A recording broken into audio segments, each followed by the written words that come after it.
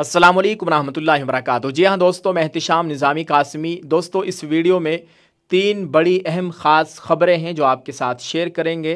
पहली ख़बर आ रही है मक्कतुल मुकर्रमा से, जो कि बड़ी अफसोसनाक ख़बर है।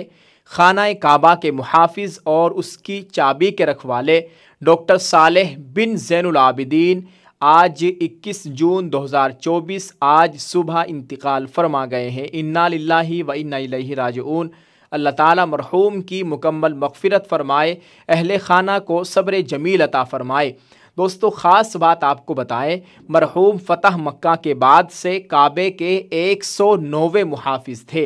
यानी जब हुज़ूर सल्लल्लाहु अलैहि वसल्लम ने मक्का को फ़तह किया था, उस वक्त बैतुल्लाह की चाबी इस ख़ानदान को सौंपी गई थी।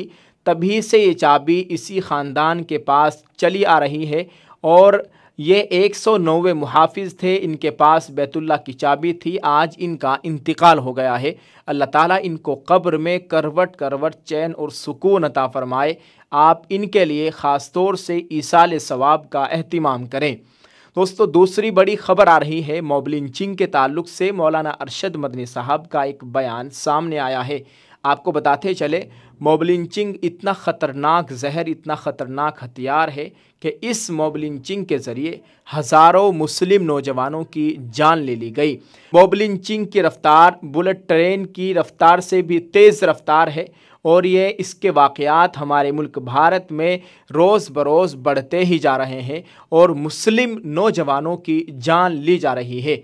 मौलाना अरशद मदनी साहब ने इस ताल्लुक़ से क्या कहा है आपको बताते चले, स्क्रीन पर आप देख सकते हैं।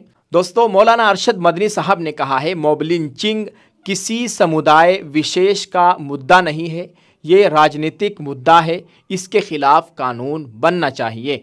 मौलाना अरशद मदनी साहब ने मांग की है कि मॉब लिंचिंग के ख़िलाफ़ सख्त कानून बनना चाहिए। जो ये गंदी हरकत करे उनको सख्त कानूनी सज़ा दी जानी चाहिए। इसके ख़िलाफ़ कोई कानून बन जाए, इस तरह की मांग की है मौलाना अरशद मदनी साहब, सदर जमीयत उलमा हिंद ने।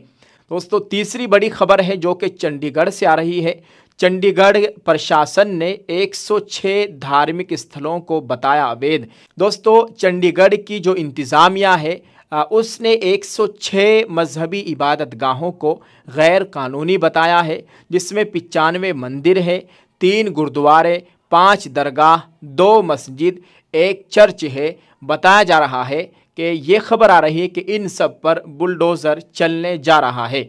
आज इस तरह की ये बड़ी ख़ास ख़बरें आपके साथ शेयर की हैं।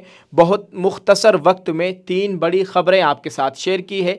आप इस ताल्लुक़ से दोस्तों क्या कहना चाहेंगे, कमेंट में ज़रूर लिखिएगा और इसको शेयर कर दीजिए। दुआ फरमाइए अल्लाह ताला हमारे मुल्क में अमन व अमान का माहौल कायम फरमाए। अल्लाह ताला हम सब का हामी व नासिर हो।